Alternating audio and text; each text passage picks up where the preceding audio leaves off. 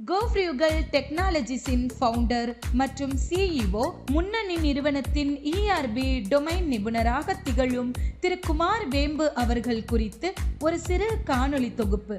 வினைத்திட்பம் என்பது ஒருவன் மனத்திட்பம், மற்றைய எல்லாம் பிற என்னும் வரிகளுக்கு ஏற்ப வாழ்வின் ஏற்றத்தாழ்வுகளை மனவலிமையோடு கடந்து செல்லும் இயல்புடைய திரு குமார் வேம்பு அவர்கள் IIT மெட்ராஸில் ப்ராஜெக்ட் அசோசியேட்டாக தனது பணியை தொடங்கினார். பின்னர் HCL மற்றும் குவால்காம் நிறுவனங்களில் மென்பொருள் பொறியாளராக பணிபுரிந்த இவர் 1995ஆம் ஆண்டில் மென்பொருள் தயாரிப்பு நிறுவனமான வேம்பு சிஸ்டம்ஸை தொடங்கினார். சில காலங்கள் அமெரிக்காவின் இன்டெல் நிறுவனத்தின் ஆலோசகராகவும் பணிபுரிந்த இவர் சிறந்த பயிற்சியாளராக, புதிய தொழில் முனைவோர்களுக்கு வழிகாட்டும் ஏஞ்சல் முதலீட்டாளராக, தன்னம்பிக்கை ஊக்கம் அளிக்கும் ஆகச்சிறந்த பேச்சாளராக, உடற்பயிற்சி ஆர்வலராக என்று பன்முக ஆளுமை உடையவர். எவ்வதுரைவது உலகம், உலகத்தோடு அவ்வதுரைவது அறிவு என்பதற்கு ஏற்ப நவீன தொழில்நுட்ப வசதியால் மக்களுக்கு சேவை செய்யும் திறனாளர். வாடிக்கையாளர்கள் எளிதாக பொருட்களை வாங்கும் வண்ணம் புதிய தொழில் யுத்திகளை கையாள்பவர். மேலும் புதிய தொழில் கருவிகளின் மூலம் வாடிக்கையாளர்களின் தேவையை பூர்த்தி செய்யும் வகையில் தொழில்நுட்ப ஆலோசனைகளையும் வழங்கி வரும் அறிவார்ந்த ஆலோசகர்.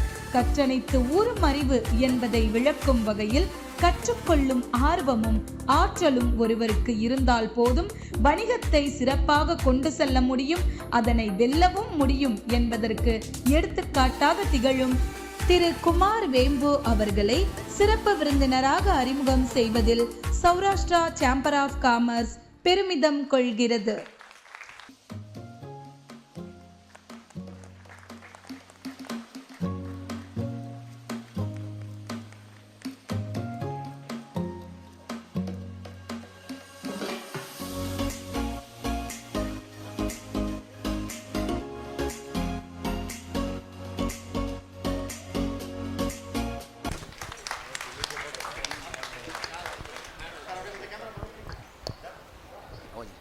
சிறப்பு விருந்தினரின் புகைப்படத்தை அருமையான வரைபவமாக வரைந்து கொடுத்த நம்ம தலைவர் அவர்களுக்கு நன்றியை தெரிவித்துக் கொண்டு,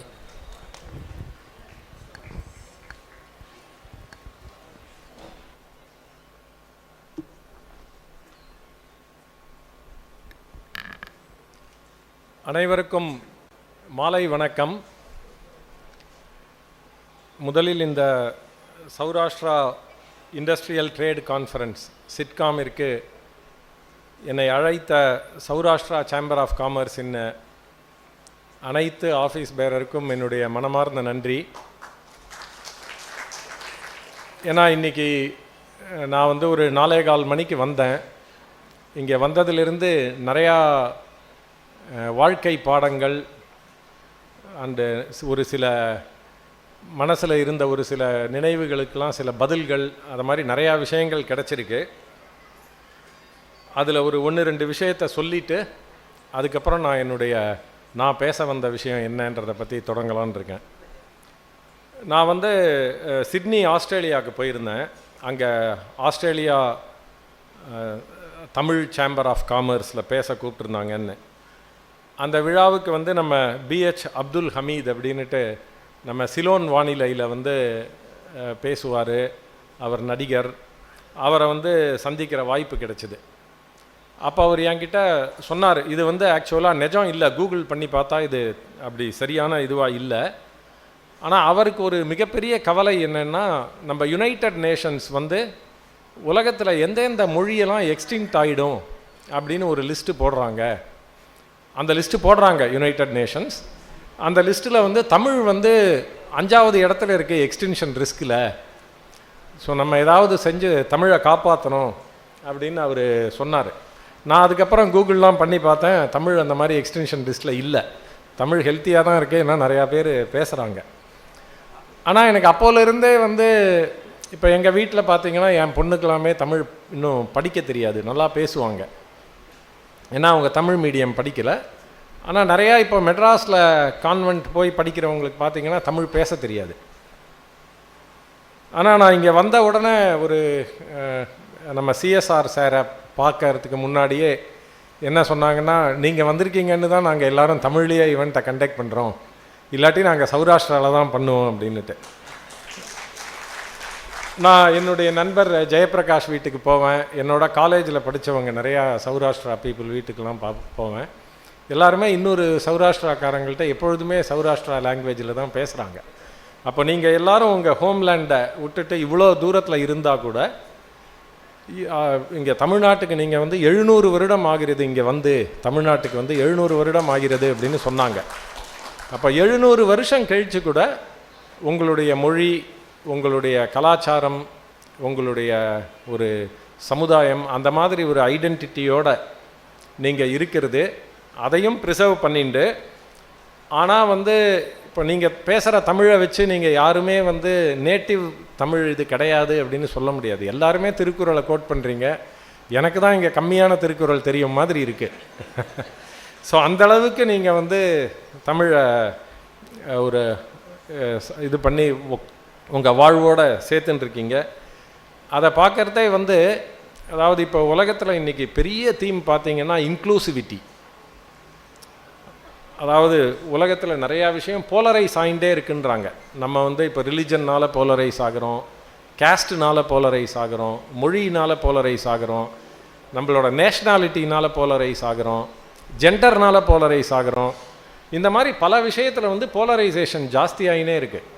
அப்போ இந்த மாதிரி நடந்துட்டுருக்கிற இடத்துல ஒரு ஒரு சமுதாயம் வந்து ஒரு 700 வருஷம் முன்னாடி தமிழ்நாடுக்கு வந்து அவங்க வந்து அவங்களாவும் இருக்காங்க, அவங்க வந்த இடத்தோட ஒன்றியும் இருக்காங்க அப்படின்னு பார்க்குறதே வந்து நம்ம ஒரு மனித சமுதாயத்துக்கே இது ஒரு பெரிய எடுத்துக்காட்டாக இருக்குது அப்படின்றது வந்து ரொம்ப பெருமையாக இருக்குது. அதனால் அதாவது இந்த உங்களுடைய இதை பார்த்தா வந்து நம்மளோட மொழி மேலே நம்ம அன்பு செலுத்தணும், அந்த ஊரில் இருக்கிற கல்ச்சர், ஊரில் இருக்கிற மொழி மேற்கு வந்து ஆதரவு கொடுக்கணும் அப்படின்றது வந்து ரொம்ப நல்லா தெரியுது. அது ரொம்ப பெருமையாக இருக்குது. எனக்கு அது ரொம்ப நல்லா கற்றுண்டேன்.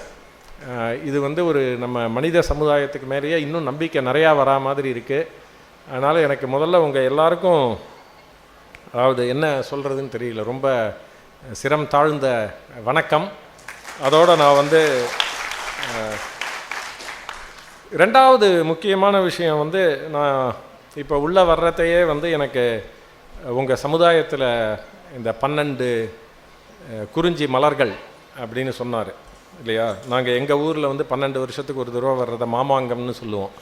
அதை மாதிரி 12 பேரை சொன்னாங்க. அதாவது ஸ்ரீமான் நாதன கோபால நாயக்க சுவாமிகள், திரு செங்குராமையர், ஸ்ரீ வெங்கட ராமண பாகவதர், பத்மஸ்ரீ TM சௌந்தரராஜன், திரு CK நரசிம்மாச்சாரி, ஸ்ரீமதி PKR லக்ஷ்மி காந்தன், திரு TK Rama, Madurai Gandhi Sri NMR Subramaniam, Rashtrabandhu Sri K Thulasiraman, திரு KLN கிருஷ்ணன், சௌராஷ்டிரா தாத்தா ஸ்ரீ KV பத்மநாப ஐயர், திரு CS ராமாச்சாரி, இவங்க எல்லாரையும் பற்றி சொன்னாங்க. எப்படி நீங்கள் வந்து உங்களுடைய ஈவெண்ட்டில் வந்து இது மாதிரி உங்களுடைய மூதாதையர்களெல்லாம் நினைவிலேயே வச்சுட்டு, அதுதான் உங்களை 700 வருஷமாக உங்களுடைய கல்ச்சரை ப்ரிசர்வ் பண்ண உதவுதுன்னு நினைக்கிறேன். அதுவும் பெருமையாக இருந்தது. ஏன்னா இப்போ வந்து எப்படின்னா பழசை பேசுகிறதையே வந்து நிறையா பேர் விரும்புறதில்ல. ஸோ அது எல்லாரையும் நீங்கள் என்ட்ரன்ஸ்லேயே வச்சு அதை ஸ்கூல் ஸ்டூடெண்ட்ஸு, காலேஜ் ஸ்டூடெண்ட்டை ட்ரெயின் பண்ணி அவங்கள பற்றி விளக்கம் கொடுத்தது எல்லாமே வந்து ரொம்ப பெருமையான விஷயம். நாங்கள்லாம் நிறையா கற்றுக்க வேண்டிய விஷயம். தேங்க்யூ. இப்போ வந்து நான் என்னுடைய நண்பர் ஒருத்தர்கிட்ட சொன்னேன், இது மாதிரி நான் வந்து சௌராஷ்டிரா சேம்பர் ஆஃப் காமர்ஸில் பேச கூப்பிட்ருக்காங்க, அங்கே போகிறேன் அப்படின்ட்டு. இப்போ நான் வந்து பிராமின், கும்பகோணம் பிராமின் நான். ஸோ அவர் சொன்னார், அவங்க பிஸ்னஸ் கம்யூனிட்டிப்பா, நீ வந்து நம்ம தாம்பிராம், நீ போய் பிஸ்னஸ் கம்யூனிட்டிக்கு என்ன சொல்ல போகிற அப்படின்னு கேட்டாங்க. சரி, அப்போவே எனக்கு கொஞ்சம் வந்து பயமாயிடுது, ஏன்னா நம்ம என்ன சொல்ல போகிறோம் அப்படின்ட்டு. ஸோ உண்மையாகவே சொல்லணுன்னா, நான் ஒரு பேசுகிறதுக்கு முன்னாடி அதிகமாக ப்ரிப்பேர் பண்ண மீட்டிங் இது தான், ஏன்னா உங்ககிட்ட பேசணும் அப்படிங்கிறதுக்காக. ஸோ அப்போ நான் வந்ததுலேருந்து என்னை காரில் வந்து நம்ம குமரன் சார் கூட்டின்னு வந்தார். அவர்கிட்ட அது மாதிரி நான் பார்த்த எல்லாரையுமே நிறையா இன்டர்வியூ பண்ணிகிட்டு இருந்தேன். நீங்கள் எதுக்காக இந்த சிட்காம் பண்ணுறீங்க அப்படின்ட்டு. அப்போ எனக்கு பொதுவாக கிடைச்ச பதில் ஒரு 2 காரணத்துக்காக சிட்காம் பண்ணுறோம் அப்படின்னு சொன்னாங்க. முதல்ல எடுத்திங்கன்னா, இப்போ நாங்கள் வந்து ஒரு பிஸ்னஸ் கம்யூனிட்டி. ஆனால் எங்கள் கம்யூனிட்டியோட யங்ஸ்டர்ஸ் அடுத்த ஜெனரேஷன்லாம் பார்த்திங்கன்னா அவங்க பிஸ்னஸ்க்கு வரமாட்டேன்றாங்க. அவங்க ஏன் பிஸ்னஸ்க்கு வரமாட்டேன்றாங்கன்னா, எனக்கு பையனாக இருந்து பிஸ்னஸ்க்கு வரணும் அப்படின்னா பொண்ணு கொடுக்க மாட்டேன்றாங்க யாரும், இல்லை பொண்ணு கல்யாணம் பண்ணிக்க மாட்டேன்றாங்க. ஏன்னா பொண்ணெல்லாம் வந்து பெங்களூரில், சென்னையில், இல்லை அமெரிக்காவில், இல்லை யூகேயில் அந்த மாதிரி வெளிநாடு போய் இருக்கணும்னு பொண்ணெல்லாம் விருப்பப்படுறாங்க. அதனால வந்து பிஸ்னஸ்க்கு வரமாட்டேன்றாங்க. இந்த ஐடி வந்ததுனால ஆப்பர்ச்சுனிட்டி ஜாஸ்தி ஆகிடுது. எல்லாருக்குமே வேலைக்கு போன உடனே ஒரு அதிக சம்பளம் கிடைக்கும், கஷ்டப்பட வேணான்றதுனால பிஸ்னஸ்க்கு வரமாட்டேன்றாங்க அப்படின்னு சொன்னாங்க. 2வது காரணம் பார்த்திங்கன்னா, நாங்கள் எல்லாருமே ரொம்ப நாளாக பிஸ்னஸ் பண்ணிகிட்டு இருந்தாலும் எங்கள் பிஸ்னஸ் எல்லாமே வந்து ஒரு சோல் ப்ரொப்ரைட்டர்ஷிப்பாவோ பார்ட்னர்ஷிப்பாவோ ஒரு ப்ரைவேட் லிமிடெட் கம்பெனியாவோ அதை மாதிரி தான் இருக்குது. எங்களுதில் யாருமே ஒரு பெரிய லெவலில் ஒரு பப்ளிக் லிமிடெட் ஆகி, வெரி ஃபியூ பீப்புள் தான் ஒரு பப்ளிக் லிமிடெட் ஆகி ஒரு பெரிய லெவலில் பண்ணி அதுக்கு ஒரு சக்ஸஷன் பிளானிங் அது மாதிரி பண்ணுற லெவலுக்கு போகிறாங்க. மீதி எல்லாருமே நாங்கள் வந்து வளர மாட்டேன்றோம் ஒரு லெவலுக்கு மேலே அப்படின்னு சொன்னாங்க. ஸோ நான் என்ன நினச்சேன், அப்போது ஒரு நீங்கள் எவ்வளோ நேரம் என்ன கேட்குறீங்கன்றதை பொறுத்து இதில் முதல் ப்ராப்ளத்துக்கோ இல்லை முதல் ப்ராப்ளம் 2வது ப்ராப்ளம் 2த்துக்குமோ நான் என்ன சொல்யூஷனாக நினைக்கிறேன் அப்படின்றத உங்களோட ஷேர் பண்ணிக்கலாம் அப்படின்ட்டு. ஏன்னா ஆஸ் அ கம்யூனிட்டி இப்போது சிட்காம்க்கு நீங்கள் வந்திருக்கீங்க. சிட்காமோட நோக்கம், இது 7வது முறையாக நடக்குது அப்படின்னா நோக்கம் வந்து அடுத்த ஜெனரேஷனை நம்ம பிஸ்னஸ்க்கு கொண்டு வரணும். And as a business community we have to build more and more businesses. And 2வது வந்து நம்ம அந்த பிஸ்னஸை ஸ்டார்ட் பண்ணுறதுல ஒரு சில பிஸ்னஸாவது வந்து ஒரு குளோபல் ஸ்கேலில் லார்ஜ் பிஸ்னஸாக நடக்கணும் அப்படின்றது. அப்போ இது 2த்துக்கும் என்ன வழிமுறை அப்படின்றத பற்றி பேசலாம் அப்படின்றது தான் என்னுடைய நோக்கம். ஸோ நீங்கள், எனக்கு தெரியுது மணி 8:15 ஆகுது, கொஞ்சம் நேரத்தில் எல்லாருமே சாப்பிட்ணும். எப்போ நீங்கள் வந்து போரும் இதோட அப்படின்னு நினைக்கிறீங்களோ அப்போ ஒரு சிக்னல் கொடுங்க, நான் நிறுத்திடுறேன். ஸோ அந்த ஜென்டில் பர்சன் அக்ரிமெண்ட்டோட we will get started. So இப்போ முதல்ல இங்கே நான் நிறையா பேர் பார்க்குறவங்க வந்து ஓரளவுக்கு என்னோட சிமிலர் ஏஜ் குரூப்பில் இருக்கிற மாதிரி தான் இருக்கீங்க. அப்போது நம்ம ஏன் நம்மளுடைய பசங்கள் வந்து, அதாவது யங்ஸ்டர்ஸ் வந்து பிஸ்னஸ்க்கு வரமாட்டாங்க அப்படின்றதுக்கு காரணம் என்ன அப்படின்றத ஆராயணும். அப்போ நான் முதல்ல வந்து சில கேள்விகள் கேட்க போகிறேன். அந்த கேள்விகளை நீங்கள் கூட நோட் பண்ணி வச்சுக்கலாம்.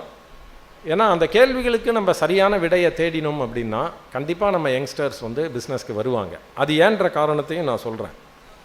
அப்போ என்னோட முதல் கேள்வி பார்த்தீங்கன்னா, இப்போ பிஸ்னஸில் இருக்கிற நீங்கள் எல்லாரும் ஏன் பிஸ்னஸில் வந்தீங்க? ஏன்னா ஒரு ஒரு நம்ம ஒரு மனிதனாக எடுத்தோம் அப்படின்னா நம்மளுடைய தேவை என்னமோ அதே தேவை தான் காலங்காலமாக வருது. ஒன்றும் யாருக்கும் அந்த தேவை மாறலை. ஒரு உதாரணத்துக்கு எடுத்திங்கன்னா, ஆண்டர்ப்ரூனரான நிறையா பேரோட தேவை வந்து சுதந்திரம், ஃப்ரீடம். வேறு ஒருத்தவங்களுக்கு வேலை பார்த்தா நம்ம பதில் சொல்லணும். நம்மளா பிஸ்னஸ் பண்ணுனா நம்ம தான் நமக்கு பாஸு, நம்ம எப்படி வேணால் இருக்கலாம் அப்படின்றது. 2வது வந்து ஒரு இன்கம் இல்லை லைஃப் ஸ்டைலாக இருக்கலாம். அந்த ஆப்பர்ச்சுனிட்டி இன்றைக்கி ஆக்சுவலாக அதிகமாக இருக்குது. அப்போது இந்த மாதிரி நீங்கள் ஃபண்டமெண்டலி என்ன ரீசன்? ஃப்ளெக்சிபிலிட்டி. நான் வந்து எப்போ வேலை பார்க்கணும், எப்போ ரெஸ்ட் எடுக்கணும், எப்போ ஆக்சிலரேட்டர் ப்ரெஸ் பண்ணணும், எப்போ வந்து ஸ்டடியாக போகணும் நான் டிசைட் பண்ணலாம் என்னுடைய வாழ்க்கைக்கு தகுந்த மாதிரி. அந்த மாதிரி நீங்கள் உங்களுடைய காரணங்கள் என்ன? அந்த காரணங்கள் வந்து நமக்கு தெளிவாக தெரியணும். அப்போ அது வந்து ஒரு முக்கியமான கேள்வி. 2வது இதோட இன்டர்லிங்க்டு கேள்வி. ஏன்னா இந்த கேள்விகள் முக்கியமாக ஆகுது அப்படின்னா அதுக்கு ஒரு காரணம் இருக்குது, நம்ம வளர்ந்த விதம். ஸோ நம்மளோட பேரண்ட்ஸ், நான் இன்றைக்கி பிஸ்னஸ் பண்ணுறேன் அப்படின்னா என்னுடைய how was I parented my parents by my parents. என்னுடைய அப்பா அம்மா வந்து நான் வளர்றதே என்னை எப்படி அவங்க ரைஸ் பண்ணாங்க. அப்போது அதோடைய கொரோலரி என்னென்னா, என் குழந்தைய நான் எப்படி ரைஸ் பண்ணுறேன் அப்படின்றது. நான் இந்த கேள்வியை அடிக்கடி கேட்பேன். ஒரு உதாரணத்துக்கு பேரண்ட் டீச்சர் மீட்டுக்கு என்ன கூப்பிட்டாங்க அப்படின்னா, எங்கள் அப்பா நான் பேரண்ட் டீச்சர் மீட்டுன்னு ஒன்று எங்கள் ஸ்கூலில் நடத்தினதும் இல்லை, எங்கள் அப்பா அதுக்கு வந்ததும் இல்லை. அப்போ என்னை எதுக்கு கூப்பிட்றாங்க? அவங்க பாட்டுக்கு சுதந்திரமாக படிச்சுட்டு போகட்டும். ஸோ எனக்கு முதல்ல பெருமையான விஷயமே, என் பொண்ணு 2 பேரையும் காலேஜில் சேர்த்தப்போ எங்கேயுமே பேரண்ட் சிக்னேச்சர்னு கேட்கவே இல்லை, பேரண்ட்டோட கான்டாக்ட் நம்பரும் கேட்கல. ஸோ என் பொண்ணுக்கு மட்டும்தான் நான் கிரெடிட் கார்டு நம்பர் கொடுத்தேன். ஏன்னா எங்கள் அப்பா என்ன அப்படி தான் காலேஜில் சேர்த்தாரு. So I have to give the same thing to my daughters. அந்த மாதிரி அப்போது அது வந்து ரொம்ப முக்கியமான விஷயம். ஏன்னா இப்போ உங்கள் அப்பா அம்மா உங்களை வளர விட்டாங்க அப்படின்னா, நீங்கள் உங்கள் குழந்தைங்களை வளர விட்டால் தானே அவங்க சுதந்திரத்தை விரும்புவாங்க. நம்ம அவங்கள வளர விடலைன்னு வச்சுக்கோங்க, அவங்க அதை சொல்கிறத செஞ்சிட்ருப்போம், அப்போ வேலை செய்கிறவங்கள்ட்ட போய் சொல்கிறத கேட்போம் அப்படின்றது தான் வரும். ஸோ அப்போ அது வந்து 2வது முக்கியமான கேள்வி ஆகுது. அதோடைய இது வந்து நம்ம எப்படி நம்ம குழந்தைய வளர்க்குறோம் அப்படின்றது. அப்புறம் அடுத்த கேள்வி, நம்ம ஸ்கூலுக்கு போனோம் அப்படின்னா நம்மளோட ஸ்கூல் எப்படி இருந்தது? இதுவும் ரொம்ப முக்கியமான கேள்வி. ஏன்னா இப்போ ஒரு வளர்கிற வயசில் பார்த்தீங்க அப்படின்னா, நம்ம வீட்டில் இருக்கோம், இல்லை ஃப்ரெண்ட்ஸோட விளையாட போகிறோம், இல்லாட்டி ஸ்கூலில் இருக்கோம், இல்லை ரிலேட்டிவ் வீட்டுக்கு போகிறோம். இதை தவிர வேறு எதுவும் கிடையாது. அப்போ அவங்க வியாபாரத்தில் ஒரு இன்ட்ரெஸ்டே இல்லாமல் வளர்கிறாங்க அப்படின்னா, ஒன்று பேரண்ட்ஸாக அவங்கள நம்ம சரியாக வளர்க்கலை, இல்லை அவங்க போகிற ஸ்கூல் வந்து அவங்கள வளர விடலை சரியா, இல்லை அவங்கள விளையாடுறதுக்கும் நம்ம கோச்சிங் கேம்ப்க்கு அமுச்சு சொல்கிறத செய்ய சொல்கிறோம். ஏன்னா இன்றைக்கி எல்லாத்துக்குமே பார்த்தா எதுவுமே நேச்சுரலாக வளர விட மாட்டேன்றோம். ட்ராயிங்கில் இன்ட்ரெஸ்ட்டாக ட்ராயிங் கிளாஸ், டான்ஸில் இன்ட்ரெஸ்ட்டாக டான்ஸ் கிளாஸ், கிரிக்கெட்டில் இன்ட்ரெஸ்ட்டாக கிரிக்கெட் கோச்சிங், பேட்மிண்டனில் இன்ட்ரெஸ்ட்டாக பேட்மிண்டன் கோச்சு. அப்போ நம்ம வளர்க்குறதே எல்லாமே வந்து சொல்லி கொடுத்தபடியே செய்வாங்கன்னு வளர்த்தா, திடீர்னு ஒரு நாள் நீனே ஒரு வேலையை செய்யினா எப்படி செய்வாங்க? ஸோ அப்போ நம்ம அப்படி தான் விளையாடணுமா? இப்போ கிரிக்கெட் கிரவுண்டு நான் போகிறதே, ஆக்சுவலாக நான் காலேஜுக்கெலாம் கிரிக்கெட்லாம் விளையாடினேன். இங்கே போய் சொல்ல முடியாதுன்னா ஜேபி என்னோட கிளாஸ்மேட்டு ஜெயபிரகாஷ். ஸோ நான் காலேஜுக்கெலாம் கிரிக்கெட் விளையாடினேன். ஆனால் ஒரு தடவை கூட எனக்கு ஒரு இடத்துல கூட கோச்சுன்னு ஒருத்தரை நான் பார்த்ததே இல்லை. கிரிக்கெட்டுக்கு கோச் இருப்பாங்கன்றதே எனக்கு அப்போ தெரியாது இல்லையா. நம்ம எந்த கிரவுண்டில் போய் யாரோட விளையாடுறோன்னு எங்கள் வீட்டுக்கும் தெரியாது. இப்போ பையன் வீட்டை விட்டு போனோன்னா திரும்பி வருவோன்னு ஒரு நம்பிக்கை தான்.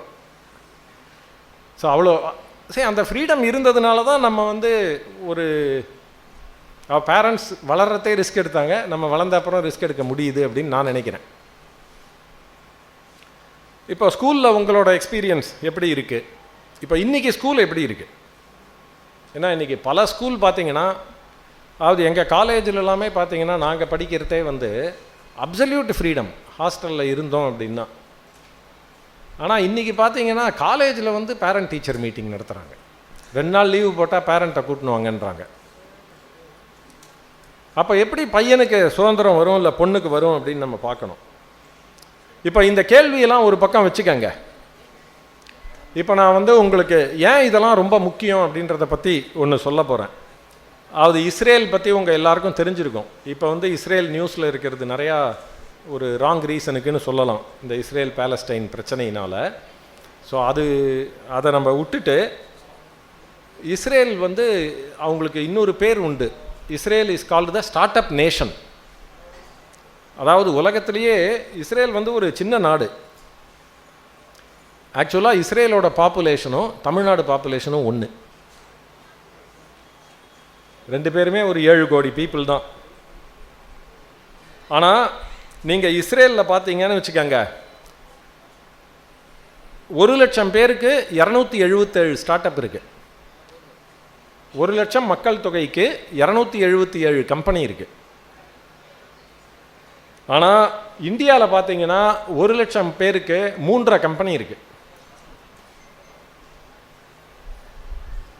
277 எங்கே இருக்குது, 3.5 எங்கே இருக்குது இல்லையா? ஸோ தமிழ்நாடு சைஸ் தான். ஆனால் நம்ம ஊரில் இருக்கிற 3.5 சின்ன சின்ன கம்பெனி, இன்னும் உலக லெவலில் எதுவுமே பேர் வாங்கலை. இன்றைக்கி உலகத்திலேயே பார்த்தீங்கன்னா மைக்ரோசாஃப்ட், ஆப்பிள், அந்த கம்பெனி, கூகுள் எல்லாம் உங்களுக்கு தெரிஞ்சிருக்கும். அதெல்லாம் விட ஸ்டாக் மார்க்கெட்டில் இன்றைக்கி பெரிய கம்பெனியாக இருக்கிற கம்பெனி ஒன்று இருக்குது, என்விடியான்னு பேர். அவங்க இந்த ஆர்டிஃபிஷியல் இன்டெலிஜென்ஸ், மிஷின் லேர்னிங் அதெல்லாம் பண்ணுற இந்த ஜிபியு சிப் அப்படின்றத பண்ணுறாங்க. அதுதான் இன்றைக்கி வேர்ல்டுலேயே ஒரு மோஸ்ட் வேல்யூபிள் கம்பெனி, அதிகமான வேகத்தில் வளர்ந்துட்டுருக்கு. அந்த மாதிரி கம்பெனியாக இருக்குது. அதை ஃபவுண்ட் பண்ணதும் இஸ்ரேலிஸ் தான். அப்படின்னா பாருங்கள், தமிழ்நாட்டிலேருந்து அதில் 1% இருக்கிற கம்பெனி கூட நம்மளால் சொல்ல முடியாது. அதனால் நம்மளுடைய 3ஐயும் அவங்களோட 277 கம்பேர் பண்ணக்கூடாது. அதுக்காக சொல்கிறேன் இதை நான். நீங்கள் பார்த்தீங்கன்னா இந்த NVIDIAன்றது ஒரு கம்பெனி, அப்புறம் மொபிலை அப்படின்னு ஒரு கம்பெனி இருக்குது அட்டானமஸ் டிரைவிங்கில். இந்த கம்பெனியை இன்டெல் வாங்கினாங்க. மொபிலைன்னு அட்டானமஸ் டிரைவிங், அதில் கம்பெனி. செக் பாயிண்ட் சாஃப்ட்வேர்னு ஒன்று இருக்குது, சைபர் செக்யூரிட்டி, இந்த இன்டர்நெட் செக்யூரிட்டிலாம் வேர்ல்டு லீடர் அவங்க, செக் பாயிண்ட் சாஃப்ட்வேரை. அப்புறம் Wix.comனு ஒரு கம்பெனி இருக்குது, அது வந்து இந்த வெப்சைட்லாம் பண்ணுறது, வெப் டெவலப்மெண்ட் பண்ணுறதுல one of the world leaders, அந்த கம்பெனி. அதுக்கப்புறம் ஃபிவர்னு ஒரு கம்பெனி இருக்குது, அவங்க வந்து இந்த ஃப்ரீலான்ஸ் பண்ணுற வேலை செய்கிறவங்களுக்கெல்லாம் வேலை பார்க்குறதுக்கு ஒரு பாப்புலர் இது. அப்புறம் Monday.comனு ஒரு கம்பெனி இருக்குது, அவங்க ஒர்க் OS அப்படின்றாங்க. இது எல்லாமே இஸ்ரேலில் ஃபவுண்ட் ஆனது. அதாவது இஸ்ரேலில் ஃபவுண்ட் ஆகி இப்போ நாஸ்டாக்ல லிஸ்ட் ஆன கம்பெனியே பார்த்தீங்கன்னா கிட்டத்தட்ட $2.5 trillion வேல்யூவேஷன்றாங்க. அதனால் தமிழ்நாடு லெவலில் இருக்கிற பாப்புலேஷன் இருக்கிற இஸ்ரேல், ஒரு நேச்சுரல் ரிசோர்ஸஸ் எதுவுமே இல்லாத ஒரு பாலைவனம் மாதிரி இருக்கிற இடத்துல இருக்கிற ஒரு நாடு வந்து இன்றைக்கி பர் கேபிட்டா இன்கம் ஒரு மனிதனுக்கு எவ்வளோ வருட வருமானம் இருக்குது அப்படின்னு பார்த்தீங்கன்னா கிட்டத்தட்ட $58,000 அங்கே. தமிழ்நாடு வந்து $3,000 கம்மியாக இருக்கும். அப்போ சௌராஷ்டிரா பிஸ்னஸ் கம்யூனிட்டிக்கு எவ்வளோ பெரிய ஆப்பர்ச்சுனிட்டி இருக்குது பாருங்கள், தமிழ்நாடுக்கு கான்ட்ரிபியூட் பண்ண.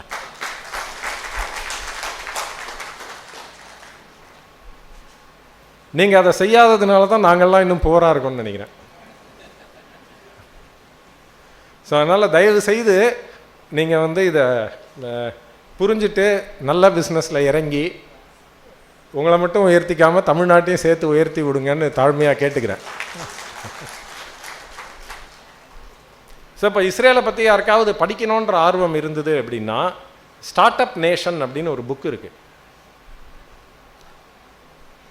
Start up nation, the story of Israel's economic miracle அப்படின்னு அந்த புக்கோட பேர். 2009 எழுதினாங்க. சால் சிங்கர் அப்படின்றவரும் டான் சேனர் அப்படின்றவரும் நிறையா ரிசர்ச் பண்ணி ஏன் வந்து இஸ்ரேல் இப்படி ஆச்சு, அந்த நாடு எதனால இப்படி இருக்குது அப்படின்ட்டு அந்த புக்கை நான் படித்தேன். அந்த புக்கில் அவங்க ஒரு காரணம் வந்து முக்கியமாக சொல்கிறாங்க, இஸ்ரேலில் வந்து ஏன் அந்த மாதிரி வளருது அப்படின்ட்டு. உங்களுக்கு இஸ்ரேலோட ஜாகிரஃபி, இஸ்ரேல் பிரச்சனை பார்த்தீங்கன்னு வச்சுக்கோங்க, எந்த சமயத்தில் வேணால் எப்போ வேணால் உங்கள் வீட்டில் பாம்பு வந்து விழலாம். இப்போ நாங்கள் அட்வென்ட் நடத்திட்டு இருக்கிறதே இஸ்ரேலில் சாஃப்ட்வேர் இம்ப்ளிமெண்ட் பண்ணுறதுக்காக நான் 2 ஸ்டாஃப் இஸ்ரேல் போனாங்க.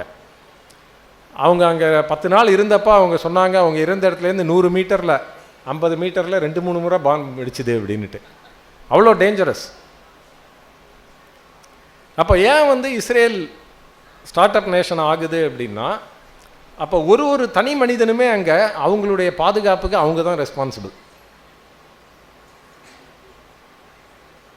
ஸோ அவங்க வந்து கம்பல்சரியாக, இப்போ சிங்கப்பூர்லேயும் அந்த இது இருக்குது. இந்த புக்கில் அவங்க சிங்கப்பூரையும் இஸ்ரேலையும் கம்பேர் பண்ணுறாங்க, ஏன் சிங்கப்பூர் அப்படி ஆவலை அப்படின்றதையும்.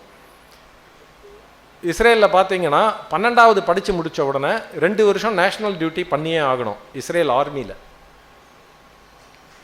உலகத்தில் இருக்கிற எல்லா ஆர்மியுமே எப்படின்னா command and control, high command சொல்கிறத செய்யணும்.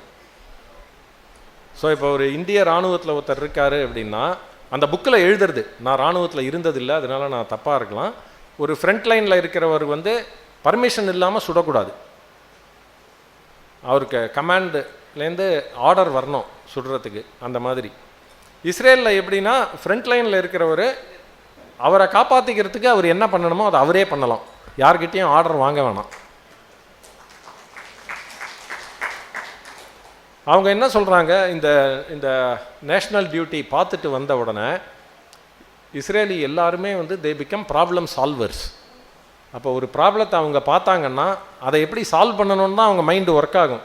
இதை போய் யார்கிட்ட கம்ப்ளைண்ட் பண்ணணும்னு ஒர்க் ஆகாது. நம்ம ஊரில் என்ன ஆகும், ப்ராப்ளத்தை பார்த்தோன்னா முதல்ல போய் அம்மா அப்பாட்ட சொல்லுவோமா, பாய் ஃப்ரெண்டு கேர்ள் ஃப்ரெண்டுகிட்ட சொல்லுவோமா, டீச்சர்கிட்ட சொல்லுவோமா, ஹெட்மிஸ்டர்ஸ்கிட்ட சொல்லுவோமா, பிரின்ஸிபல்கிட்ட சொல்லுவோமா, வேலை கொடுத்தவங்கள்ட்ட சொல்லுவோமா, இல்லையா? ஸோ அப்போ அவங்க ப்ராப்ளமை பார்த்த உடனே ப்ராப்ளம் சொல்கிறதுக்கு ஆள் தேடுறாங்க. நம்ம ஊரில் அவங்க வந்து அந்த ப்ராப்ளத்தை நம்ம தான் சால்வ் பண்ணோம், எப்படி சால்வ் பண்ணுறது, அந்த மைண்ட் செட்டில் வராங்க. அப்போ என்ன ஆகுது, அவங்கவுங்க பார்க்குற ப்ராப்ளம், அவங்க படித்ததுக்கும் அவங்களுக்கு இருக்கிற எக்ஸ்பர்டைஸ்க்கும் சம்மந்தமே இல்லாத ஏரியாவில் ப்ராப்ளமை பார்த்துட்டு அவன் அந்த ப்ராப்ளத்தை சால்வ் பண்ணணும்னு போய் எதை கற்றுக்கணுமோ அதை கற்றுக்கிறானோ. தட் இஸ் ஹவ் இஸ்ரேல் வந்து ஒரு ஸ்டார்ட் அப் நேஷன் ஆகி 1,00,000 பேருக்கு 277 பேர் ஸ்டார்ட் அப் ஆரம்பிக்கிறோம். நம்ம ஊரில் நம்ம வந்து ப்ராப்ளம் சொல்லி பழகி 1,00,000 பேருக்கு 3.5 பேர் ஸ்டார்ட் அப் ஆரம்பிக்கிறாங்க. அதாவது ஸோ அப்போது நம்ம வீட்டில் நம்மளுடைய யங்ஸ்டர்ஸ் வந்து பிஸ்னஸ் ஆரம்பிக்க வரல அப்படின்னா அதுக்கு ஒரே ஒரு காரணம் வந்து வளர்றதே நம்ம பேரண்டிங் செய்கிற விதம், அவங்களுக்கு நம்ம கொடுக்குற எஜுகேஷன் எப்படி இருக்குன்றது விதம், அவங்களுக்கு நம்ம ஈவன் விளையாட்டோ ஹாபி ஆர்ட்டோ எப்படி சொல்லி கொடுக்குறோன்ற விதம், இது எல்லாமே தான் காரணம். அவன் நம்ம டெய்லி ஊட்டியே வளர்த்துட்டு ஒரு நாள் திடீர்னு நீனே சாப்பிடு அப்படின்னு சொன்னோன்னு வைங்க, எந்த குழந்தைக்கும் சாப்பிட தெரியாது எவ்வளோ வயசானாலும். நான் விளையாட்டுக்கு சொல்லுவேன், எங்கள் அப்பா வந்து என்னை 10-11 வயசுலாம் எருமாடுன்னுவார், அவரே என் பொண்ணை 25 வயசுக்கு குழந்தைன்றாரு. நான் அவரை கேட்பேன், ஏன்பா நியாயமே இல்லையே அப்படின்னுட்டு. ஸோ நம்ம அப்ரோச்சில் அந்த விஷயம் சேஞ்ச் ஆனதுனால தான் நம்ம வீட்டில் வளர்கிற எந்த பசங்களும் பிஸ்னஸ்குள்ளே வரமாட்டேன்றாங்க. ஸோ இதில் உங்களுக்கு ஏதாவது கேள்விகள் இருக்கா? ஏன்னா நான் நீங்கள்லாம் பிஸ்னஸ்லேயே இருக்கிறவங்க, நான் வந்து ஏதோ ஆக்சிடென்டலாக பிஸ்னஸில் வந்தவங்க. ஸோ அதனால் நீங்கள் ஏதாவது கேள்விகள் இருந்ததுன்னா சொல்லுங்கள், அதுக்கு பதில் சொல்லிவிட்டு அடுத்த டாபிக்கு போகலாம்.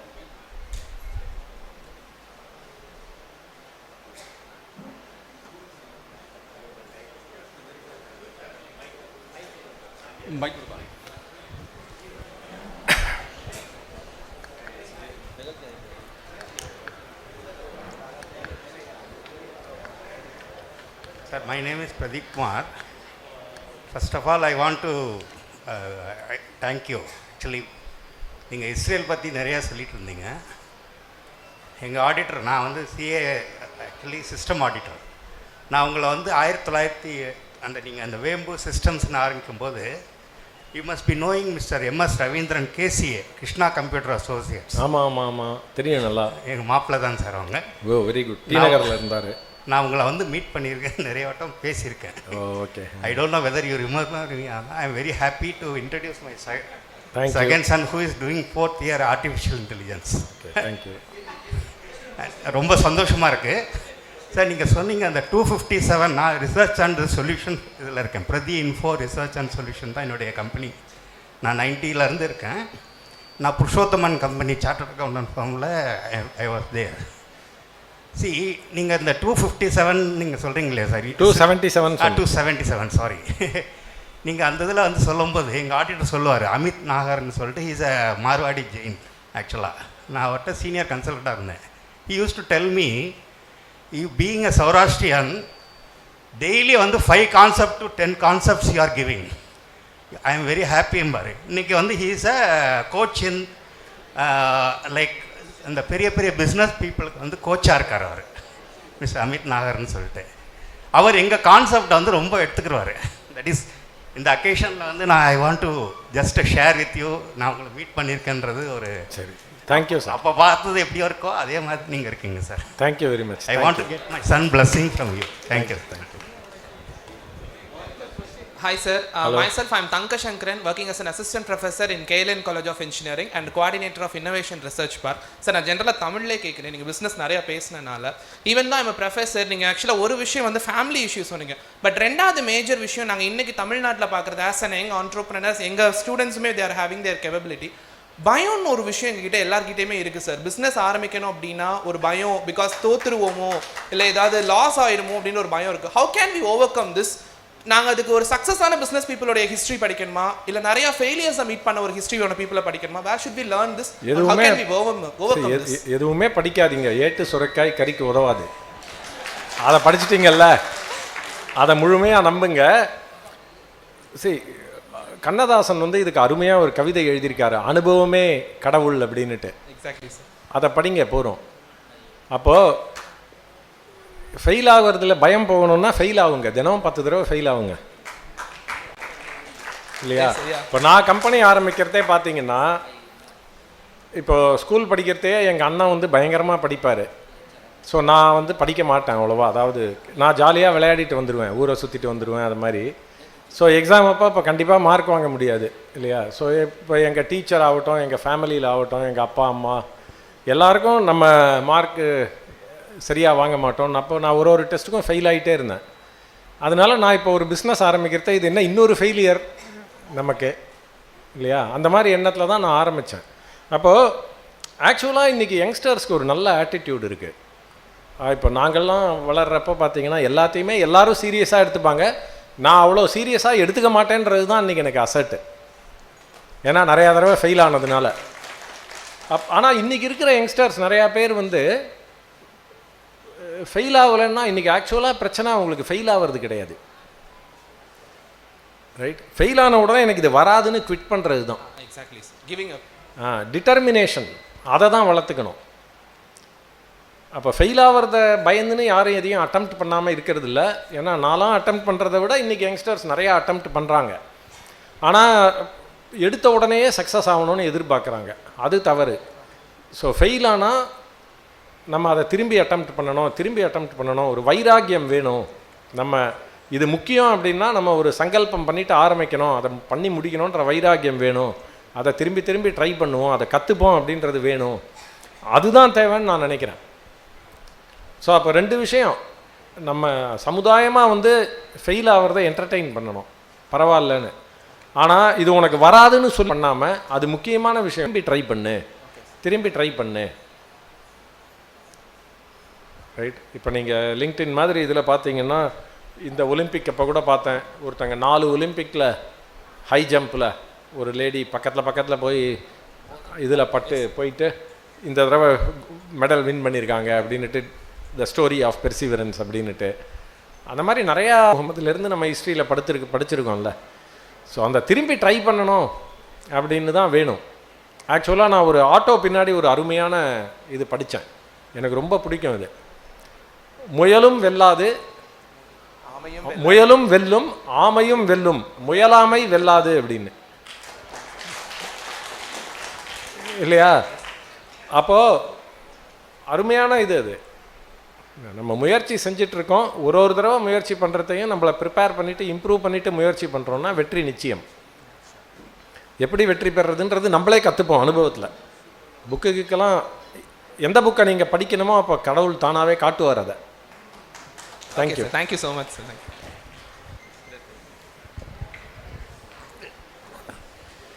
வணக்கம். வணக்கம். Doctor Sivasubramanian, X scientist from ISRO. என்னுடைய ஆதங்கம் என்னன்னு கேட்டிங்கன்னா, தமிழ்நாட்டில் தென்னிந்தியாவில் ஒரு செமிகண்டக்டர் ஃபேப்ரிகேஷன் ஷாப்பு வர்றதுக்கு முயற்சி எடுக்கலை. அது people like you can initiate to make a chip manufacturing company. எதை நீங்கள் தென்காசியிலையோ பொதிகை இடையிலையோ அல்லது கோயம்புத்தூர்லேயோ பண்ணுறதுக்கு முயற்சி எடுக்கணும். ஏன்னா the world is going very fast and they are going to the இன்டெல்லாம் பார்த்தீங்கன்னா 4 மைக்ரான்னா 2 நானோ மைக்ரான் லெவலில் போகிற சமயத்தில் and also qubit is coming in a big way. So we should not be lagging behind. அதுக்கு பீப்புள் லைக் டெக்னாலஜி, நீங்கள் உங்களை மாதிரி இருக்க industrialist with government support and the other commerce சப்போர்ட்னால நீங்கள் கொண்டு வந்தீங்கன்னா தென் தமிழகம் இண்டஸ்ட்ரியில் கொஞ்சம் வளருங்கிறது என்னுடைய கருத்து. Thank you sir. என் பிரதர் ஸ்ரீதர் வந்து அவங்க அப்ளை பண்ணியிருக்காங்க. கவர்மெண்ட் அப்ரூவல் வந்தால் கண்டிப்பாக அவர் பண்ணுவாருன்னு நம்புவோம். தேங்க்யூ. வணக்கம் சார், நான் இன்ஜினியர் தனசேகரன். இப்போ நீங்கள் சொன்ன கருத்துப்படி 277:3.5 நம்ம இஸ்ரேலுக்கும் தமிழ்நாட்டுக்கும் சொல்லியிருந்தீங்க. பட் இன்டர்நேஷனல் தமிழ்நாட்டுக்கு இல்லை, இந்தியாவுக்கு. ஓகே, இந்தியாவில் வச்சுக்கிறோம்.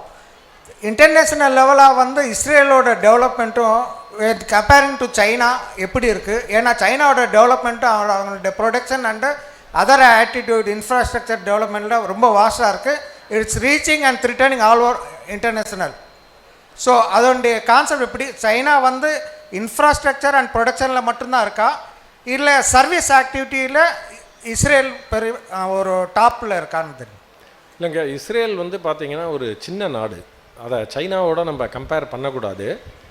ஏன்னா இஸ்ரேலுக்கு வந்து இப்போ உலகத்திலேயே பார்த்திங்கன்னா செக்யூரிட்டியில் வந்து அவங்க தான் பெஸ்ட்டு அப்படின்ற அளவுக்கு பேர் வாங்குகிற அளவுக்கு இருக்காங்க. ஸோ அதனால் வந்து அந்த சின்ன நாடு, ஒரு 7 கோடி மக்கள் இருக்கிற ஒரு பாப்புலேஷன் டென்சிட்டி அதிகமாக இருக்கிற ஒரு சின்ன நாடு, சுற்றி அவங்கள சுற்றி ஒரு நிறையா ஜாகிரபிக்கல் டிஸ்அட்வான்டேஜ் இருக்கிற நாடு, அவ்வளோ நல்லா பண்ணுறாங்கன்றதை தான் நம்ம செலிப்ரேட் பண்ணணும். அவங்க நம்ம சைனா இந்தியா மாதிரி கண்ட்ரியோட கம்பேர் பண்ணாமல் நம்ம அவங்கக்கிட்டேருந்து என்ன கற்றுக்கிறது, அதை நம்ம செஞ்சு நம்ம முன்னேற பார்க்கணும்.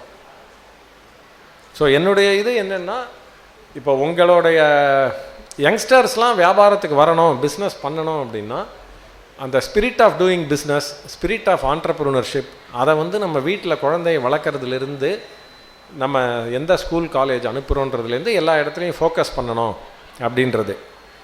இப்போது இதில் ஒரு சந்தோஷமான விஷயம் எனக்கு என்ன, ஏன் வந்து நான் இதை உங்கள்கிட்ட சொல்ல விரும்பினேன் அப்படின்னா,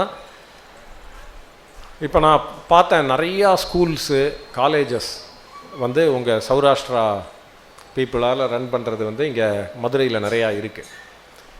அட்லீஸ்ட் ஒரு 3 ஸ்கூலாவது நான் கேள்விப்பட்டேன், ஒரு 2 காலேஜாவது கேள்விப்பட்டேன் அந்த மாதிரி.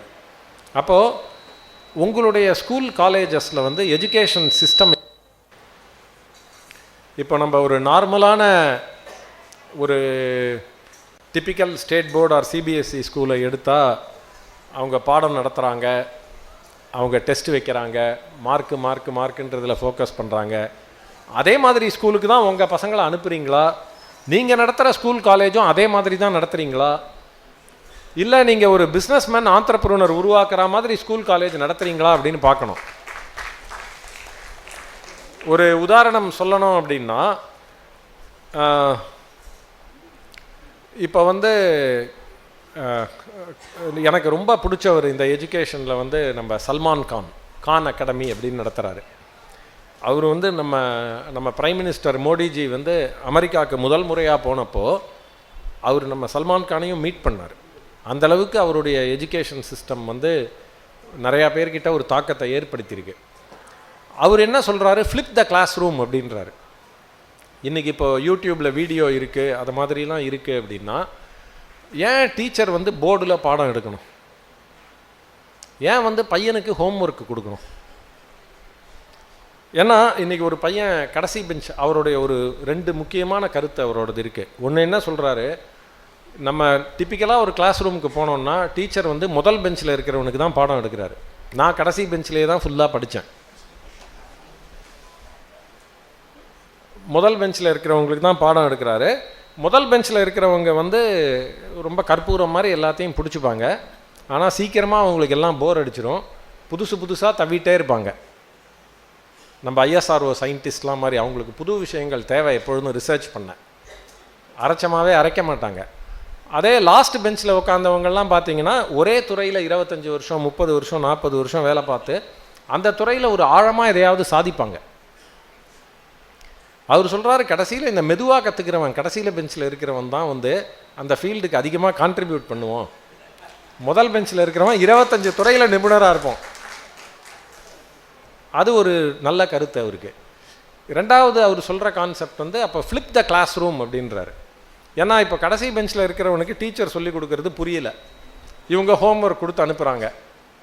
அவன் அடுத்த நாள் ஸ்கூலுக்கு வர்றதே ஹோம்ஒர்க் பண்ணிட்டு வரமாட்டான், ஏன்னா அவனுக்கு புரியல. இப்போ அடுத்த நாள் வந்த உடனே யார் ஹோம்ஒர்க் பண்ணலையோ அவனை வந்து அசிங்கப்படுத்திட்டு கிளாஸில் அவன் கான்ஃபிடென்ஸ் கொஞ்சம் போயிடும். அப்புறம் அடுத்த நாள் பாடத்தை நடத்துவாங்க. மண்டையில் போகாது கண்டிப்பாக. ஏன்னா முந்தின நாளே புரியல, இன்றைக்கி எப்படி புரியும்? அப்போ அவன் கொஞ்சம் கொஞ்சமாக அவனுக்கு அந்த சப்ஜெக்டில் அவன் வீக்கு இல்லை வராதுன்றதை முடிவு பண்ணிவிட்டு அவன் கொஞ்சம் கொஞ்சமாக ஸ்கூலில் இன்ட்ரெஸ்டே போயிடும் அவனுக்கு. ஏன்னா தினம் வந்து ஸ்கூலில் அசிங்கப்படுத்த யாருக்கு பிடிக்கும்? அசிங்கப்பட இல்லையா? ஸோ அவர் சொல்கிறாரு, நம்ம இப்போ கிளாஸ் ரூமில் இதை மாதிரி பாடம் சொல்லி கொடுக்கறதுல வந்து ஸ்டூடெண்ட் ஒரு பேக் பெஞ்சில் இருக்கிறவன் ஒரு நாளும் அவன் ஒரு நாள் பின்தங்குறான் அந்த வகுப்பில், அந்த சப்ஜெக்டில். அப்போது ஒரு நம்பிக்கையே இல்லாமல் அவன் வெளியில் வந்தான்னு வைங்க, அவன் கண்டிப்பாக ஆண்டர்ப்ரனர் ஆக மாட்டான். ஏன்னா ஒரு பிஸ்னஸ் ஆரம்பிக்கணுன்றது ஒரு ஆட்டிடியூடு. அவங்க மேலே அவங்களுக்கு நம்பிக்கை இருந்தால் தான் நான் தனியாக நிற்பேன் அப்படின்றது வரும். அப்போது நம்ம எந்த ஸ்கூலுக்கு அமிச்சாலும், எந்த காலேஜுக்கு அமிச்சாலும், என்ன படித்தாலும், எப்படி படித்தாலும் நம்பிக்கைன்றது போகிற மாதிரி படிப்பே கிடையாது என்னை பொறுத்த வரைக்கும். அப்போது அவர் ஃப்ளிப் த கிளாஸ் ரூமில் சேர்றாங்க. நான் வந்து வேலைக்கு எடுக்கிற ஒரு ப்ராப்ளம் பாருங்கள், தமிழ்நாட்டில் நீங்கள் எந்த பிஸ்னஸ் மேனை வேணால் போய் பாருங்கள், வேலைக்கு ஆள் கிடைக்கலன்னு சொல்கிறாங்க. அப்படி இருக்கிறது வெளிநாடுகள், வளர்ந்த நாடுகள் எல்லாத்துலேயுமே வந்து ஸ்டூடெண்ட்டுக்கு 10 நாள்னா இன்டர்ன்ஷிப் கிடைக்கிது, 1 மாதம்னா கிடைக்கிது, 3 மாதம்னா கிடைக்கிது, பணம் கொடுத்து கிடைக்கிது. ஏன் நம்ம ஊரில் அப்போது ஒரு பக்கம் வேலைக்கு ஆள் கிடைக்கலன்னு இருக்கிறது, இன்னொரு பக்கம் ஏன் ஸ்டூடெண்ட்டை எடுக்க மாட்டேன்னு சொல்கிறாங்க? அது ஸ்டூடெண்ட்டோட தப்பு இல்லை. நம்ம கல்வி முறையில் வந்து அவங்களுக்கு இப்போ என் ஆஃபீஸில் நான் ஒரு ஃப்ரெஷரை எடுத்தேன்னு வைங்க, நான் கோஃப்ரூகல் நடத்துறதே 90% பீப்புள்கிட்ட உருப்படியாக ஏதாவது கம்பெனிக்கு கான்ட்ரிபியூஷன் வாங்கிறதுக்கு 6 மாதம் ஆகிடும். அதுக்கு கம்மியாக அவங்க வேலைக்கு வந்தாங்க, வேலைக்கு வந்து அவங்க அது வரைக்கும் ஓவர் ஹெட் தான். அதில் 50% வந்து 3 மாதத்தில் ஓடி போயிடுவாங்க. கேட்டால் ஒரே காரணம் வந்து எனக்கு வேலைன்னா இப்படி இருக்கும்னு தெரியாது, இது எனக்கு பிடிக்காத சப்ஜெக்டு, இது வராது அப்படின்லாம் முடிவு பண்ணிட்டு. அப்போது சரி, காலேஜுக்கு வர்றதே வந்து என்னை பொறுத்த வரைக்கும் எக்ஸ்ப்ளோர் பண்ணி எது பிடிக்கும் பிடிக்காதுன்னு கண்டுபிடிக்கிறதுக்கு. அப்போ எப்படி அவனே அப்ளை பண்ணிவிட்டு அவனே வந்து சேர்ந்துட்டு இது எனக்கு பிடிக்காதுன்னு சொல்கிற அளவுக்கு எப்படி எஜுகேஷன் இருக்குது? சரி, அப்போது அதாவது இப்போ நிறையா ரிசர்ச் ரிப்போர்ட் வந்து சென்ட்ரல் கவர்மெண்ட்டே கூட வெளியிடுறாங்க. இந்தியாவில் வந்து 70% ஸ்டூடெண்ட் கிராஜுவேட்ஸ் வந்து அன்எம்ப்ளாயபிள், 60% அன்எம்ப்ளாயபிள்னு ஏதோ நம்பர்லாம் போடுறாங்க. அந்த நம்பரை நான் எவ்வளோ பர்சன்ட்னு எக்ஸாக்டாக பார்க்கல. அது எல்லாமே பையனோட ப்ராப்ளமா இல்லை அது எஜுகேஷன் சிஸ்டமோட ப்ராப்ளமா அப்படின்னு நம்ம யோசிக்கணும். நான் என்ன சொல்கிறேன், இப்போ கான் அகாடமியில் அவர் சல்மான் கான் சொல்கிற மாதிரி சிஸ்டமில் வந்தான்னு வைங்க, ஒரு பையனுக்கும் 3 இன்டர்ன்ஷிப் கிடைக்கும்ன்றேன் நான். Hi sir. கண்டிப்பாக கிடைக்கும். ஏன்னா இப்போ ஒரு வெளிநாடுகளில் எல்லாத்துலேயுமே வந்து கிடைச்சிட்ருக்கு. ஒரு ஆஸ்திரேலியாலேயோ அமெரிக்காலேயோ சிங்கப்பூர்லேயோ பார்த்தீங்கன்னா அந்த மாதிரி கிடைச்சிட்ருக்கு. ஏன்னா அவங்க எஜுகேஷன் சிஸ்டம் அப்படி இருக்கு. ஹலோ குமார், இங்கே அருண் இங்கே. ஹலோ சைடில் இல்லை, அவங்களுக்கு நான் ஒரு ஆன்சர் சொல்கிறேன். நான் இப்போ கம்பெனி ஆரம்பிச்சிருக்கேன்ல, இதுக்கு ஆரம்பித்ததுக்கு காரணம் வந்து என்னோட ஹெச்ஓடி தான். ஏன்னா அவங்களோட எஜுகேஷன் சிஸ்டம் வந்து கம்ப்ளீட்டாக டிஃப்ரெண்ட்டாக இருக்கும். சிம்பிள், ஒரே ஒரு எக்ஸாம்பிள் சொல்கிறேன். அவங்க வந்து நெட்வொர்க்கிங் சப்ஜெக்ட் எடுத்தாங்க, கம்ப்யூட்டர் நெட்வொர்க்ஸ். அப்போ வந்து அசைன்மெண்ட் கொடுப்பீங்க, வழக்கமாக நாங்கள் திருப்பி கொடுப்போம்ல. ஸோ எல்லோரும் வந்து என் கிளாஸில் இருக்க எல்லோரும் ஒரு 40 பேர் என்ன பண்ணாங்கன்னா, அவங்க எல்லோரும் அழகாக 3, 4, 5 பக்கம் எழுதி கலர் வச்சு இதெல்லாம் வச்சு எங்கள் வந்து எடுத்து வந்தாங்க. நான் வழக்கம் போல் லாஸ்ட் நாள் தான் போனேன், லைப்ரரி போனேன், ஒரு 2 புக் எடுத்து ரீட் பண்ணேன். ஒரே ஒரு ஹாஃப் பேஜுக்கு ஒரு டிஹெச்சிபின்னு ஒரு ப்ரோட்டோகால் இருக்குது, அந்த ப்ரோட்டோகால் ரீட் பண்ணி எழுதிட்டு போய் கொடுத்தேன். நான் எதுக்காக சப்மிட் பண்ணால், நான் சப்மிட் பண்ணணும், அதுக்கு ஏதாவது பண்ணோன்ற கடமைக்கு பண்ணிட்டேன். நான் எனக்கு பிடிச்சி அதனால் பண்ணிட்டேன். பட் ஆக்சுவலாக எங்கள் ஹெச்ஓடி வந்து எனக்கு தான் ஃபுல் மார்க் போட்டாங்க. அதை தான் சொல்கிறேன், அவர் சொல்கிறது அதுதான் சொல்கிறேன். இப்போ எஜுகேஷன் சிஸ்டத்தில் அங்கே நீங்கள் மாற்றினீங்கன்னா நீங்கள் வாங்கிட்டு வரவனுக்கு மார்க் போடாதீங்க. அது வந்து என்னை பொறுத்த வரைக்கும் நான் அது ஒத்துக்க மாட்டேன். ஏன்னா வாங்கிட்டு வரணுன்ற அளவுக்கு அவனை ப்ரிப்பேர் பண்ணது நம்ம சிஸ்டம் இல்லை. கடைசியில் வந்து கேட்டு போட்டோன்னு வைங்க, அது தவறு. பண்ணுற அளவுக்கு முதல்ல திறமை வளர்க்குற மாதிரி எஜுகேஷனும் அப்ரிங்கிங்கும் பேரண்டிங்கும் இருக்கணுன்றேன் நான். நாங்க வந்து ஸ்டூடெண்ட்ஸ் ஒரே நாளில் இது பாருங்கள், இப்போது என்ன ஒரு காலேஜில் கூட நான் முந்தானேத்து ஒரு காலேஜில் போயிருந்தேன், விஐடி சென்னை போயிருந்தேன். அவங்க நாங்கள் நிறையா ஸ்டார்ட் அப் வரணும்னா என்ன பண்ணணும்னு கேட்டாங்க. இப்போ தமிழ்நாடு ஸ்டேட் போர்டு படிச்சுட்டு வந்தவங்கள நம்ம 4 வருஷத்தில் என்ன பண்ணினாலும் ஒரு இது வந்து ஒரு ஆட்டிடியூட் சேஞ்ச் மாதிரி, அந்த மாதிரி மாற்றுறது வந்து கஷ்டம். ஸோ நம்ம இது இஸ்ரேல் ஏன் அப்படி இருக்குது, அமெரிக்கா ஏன் அப்படி இருக்குது அப்படின்னா, அங்கே the environment is different. We have to create a different environment in our homes, in our education institution, in our playgrounds. Everywhere the environment has to change if we really have to be a startup nation. அதுதான் என்னுடைய தாழ்மையான கருத்து. அதை கடைசியில் ஒரு கேட்டு போட்டு நீ இன்டர்ன்ஷிப் பண்ணிட்டு வந்தால் தான் பாஸ் பண்ணுவேன் அப்படின்னா, கம்பெனி இப்போ நீங்கள் இன்ஃபோசிஸ் மாதிரி பெரிய கம்பெனி எல்லாமே பார்த்தீங்கன்னா the burden of training is on the corporates அப்படின்ட்டு இன்றைக்கி நிறையா கார்ப்பரேட் வந்து அதை சொல்கிறாங்க. இப்போ இவர் பண்ணுற பிஸ்னஸே என்ன, காலேஜில் வந்தவங்களுக்கும் இண்டஸ்ட்ரி தேவையையும் பிரிட்ஜ் பண்ணுற பிஸ்னஸில் இருக்கார். காலேஜ் ரொம்ப நல்லா பண்ணிட்டுனா அவங்க கம்பெனி வேறு ஏதாவது தொழில் பண்ணணும். எக்ஸாக்ட்லி, நான் இருக்கணும்னு அவசியமே கிடையாது. அப்போ அவர் இருக்கிறதே வந்து காலேஜ் சிஸ்டம் சரியில்லைன்றதுனால தான் அவர் இருக்கார் பிஸ்னஸில். ஆக்சுவலாக ஆரம்பிச்சதே அங்கேருந்து ஆரம்பிச்சு. ஆமாம், அதுதான், அது ஒரு ஆப்பர்ச்சுனிட்டி, அது நல்ல ஆப்பர்ச்சுனிட்டி அந்த பிஸ்னஸில் இருக்கலாம்.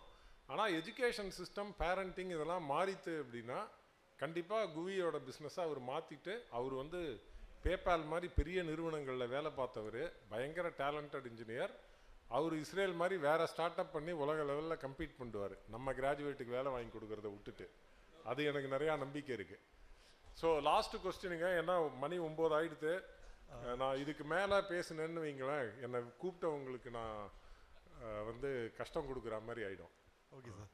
So I am not going to take much time. நான் வந்து கொஸ்டின் கேட்குறதுக்காக இங்கே வரல. மேமோட கொஸ்டின் இதுக்கு முன்னாடி இருந்த கொஸ்டினுக்கு ஆன்சர் சொல்கிறேன். என் பேர் ஹிரண், ஃபவுண்டர் ஆஃப் மஹோஜேஸ் ஐடி, மதுரையில் இருக்க ஒரு ஐடி ஸ்டார்ட் அப். ஸோ அவங்களோட கொஸ்டின் வந்து பசங்க வந்து வெளியே போய் வாங்கிடுறாங்கன்னு சொல்லி அதை மாற்றணும்னு சொல்லி தான் நான் கம்பெனி ஆரம்பித்தேன் ஒரு 6 இயர்ஸ் முன்னாடி. குவியோட லான்ச் அப்போ நாங்கள் வந்து அதுக்கு வந்து ஸ்பான்சர் 2019 பைத்தான் ஈவெண்ட்டுக்கு வந்து நாங்கள் ஸ்பான்சராக இருந்தோம். அப்போ தான் குவி லான்ச் பண்ணாங்க. So I know them. நாங்கள் ஆரம்பித்ததே இந்த காலேஜ்லேயும் இண்டஸ்ட்ரியிலையும் இருக்கிற கேப் பிரிட்ஜ் பண்ணணும்னு சொல்லி தான். மதுரையில் நாங்கள் இந்த வருஷமும் வந்து we have taken people for their project. ஆனால் அந்த ப்ராஜெக்ட் வந்து அவங்களுக்கு எதில் பிடிச்சிருக்கோ, அவங்க எதில் பண்ணணும்னு நினைக்கிறாங்களோ, அவங்க எந்த இதில் ஸ்டடீஸ் இருக்கோ அதில் நாங்கள் வந்து பண்ண வச்சோம். But at last it has went into a different shape in the college. They have remove their interest, remove பண்ணிட்டாங்க. அவங்களோட எதில் பண்ணணும்னு நினச்சாங்களோ அதை ரிமூவ் பண்ணிட்டாங்க. பிகாஸ் தே ஆஸ்ட், ஒரு டிசைன் சப்மிட் பண்ண ஸ்டூடெண்ட்டை போய் அவன்கிட்ட போய் இதில் கோடிங்கே காணா, நீ எது கோட் எழுதலை அப்படின்னு சொல்லி கேட்டாங்க. So this was the mistake we have seen. So இது வந்து I also agree with you both people. This needs to change from the education sector. நம்ம பேசுகிறதுனால இந்த இடத்துல எதுவுமே மாறாது. எஜுகேஷன் செக்டரில் இருக்கிறவங்க எல்லாருக்கும் I also request, please change this. அவங்கள அக்செப்ட் பண்ணுங்கள். அவங்க என்ன இன்ட்ரெஸ்ட் இருக்கோ அதை அக்செப்ட் பண்ணுங்கள். அவங்க பண்ணிட்டு வர ப்ராஜெக்டில் குவாலிட்டி இருக்கான்னு பாருங்கள். Don't see if there is a புது ட்ரெண்ட் இருக்கான்னு பார்க்குறத விட அவங்க இன்ட்ரெஸ்ட்டோடு கொண்டு வந்ததில் குவாலிட்டி இருக்கான்னு பாருங்கள். Thank you so much. Thanks sir. Thank you. இல்லை, நம்ம தனியாக பேசுவோம். இல்லை, இது பாருங்கள், மணி 9 நேரம் ஆயிடுச்சுன்னு சொல்லிட்டாங்க. அதனால் நான் வந்து ஒரே ஒரு நிமிஷத்தில் கொஸ்டின் பண்ணுங்க. சரி சார் வணக்கம், என் பேர் சிவகுமார். நான் டெக்ஸ்டைல்ஸ் பிஸ்னஸ் பண்ணுறேன். நான் இந்த பயம்னு சொல்கிறாங்களே, இந்த பயத்தை உண்டு பண்ணுறதே அம்மாக்கள் தான். கரெக்டு தான், நான் ஒத்துக்கிறேன். அவங்கள முதல் நீங்கள் கொஞ்சம் சொல்லுங்கள், அம்மாவட்டுங்களும் சொல்லுங்கள். அவங்க தான் பிஸ்னஸ் பண்ணுறதுக்கு தடையாக இருக்காங்க. பையன் வந்து அம்மா பேச்ச கேட்பான். அம்மா வந்து ஆரம்பத்திலேயே வந்து நீ பிஸ்னஸ் பண்ணாதப்பா, பிஸ்னஸ் பண்ணால் உனக்கு பொண்ணு கிடைக்காது, உனக்கு அந்த இதில் தாரக மந்திரம் ஓட்டி விட்டாங்க. பிஸ்னஸ் பண்ணால் உனக்கு பொண்ணு கிடைக்காது. அது நீங்கள் கொஞ்சம் புரிய வைக்கணும். அதுதாங்க, அதுக்கு தான் நான் சொல்லிட்டேன் வீட்டில் மாறணும் அப்படின்ட்டு. ஸோ கண்டிப்பாக நான் ஒத்துக்கிறேன் அது. ஸோ இப்போது எல்லாருக்கும் கேள்வி கேட்டவங்க எல்லாருக்கும் நன்றி. ஸோ 2வது டாபிக் எனக்கு டைம் இல்லாமல் பண்ணிட்டீங்க, அதுக்கும் நன்றி சார். ஒரு கடைசி ஸோ வந்து என்னை அழைத்ததற்கு வந்து மிக்க நன்றி. நான் சொன்ன கருத்துக்கள், நான் சில பதில்கள்லாம் வந்து மனம் திறந்து பேசினேன். அதற்கு வந்து இங்கே ஒரு நேரமும் ஸ்பேஸும் கொடுத்ததுக்கும் ரொம்ப நன்றி. ஏன்னா வந்து சில பதில் வந்து அவருக்கு சொன்னதெல்லாம் கஷ்டமாக இருந்திருக்கலாம், அந்த டீச்சருக்கு சொன்னதும் கஷ்டமாக இருந்திருக்கலாம், எனக்கு புரியுது. இருந்தாலும் வந்து நீங்கள் அதை பொறுமையாக கேட்டு பெருசாக அப்ஜெக்ட் பண்ணி கோவப்படாமல் இருந்ததுக்கு ரொம்பவே நன்றி. Thank you very much. நான் சொன்னதில் முக்கியமான விஷயம் என்னென்னா, அந்த வேண்டுகோள் இன்னும் இருக்குது. நீங்கள் எல்லாரும் பிஸ்னஸ் கம்யூனிட்டி, இஸ்ரேல் அளவுக்கு நீங்கள் ஸ்டார்ட் அப் ஆரம்பித்து அதனால தமிழ்நாடை உயர்த்தணுன்ற வேண்டுகோளோட என் உரையை முடித்துக்கொள்கிறேன். நன்றி, வணக்கம்.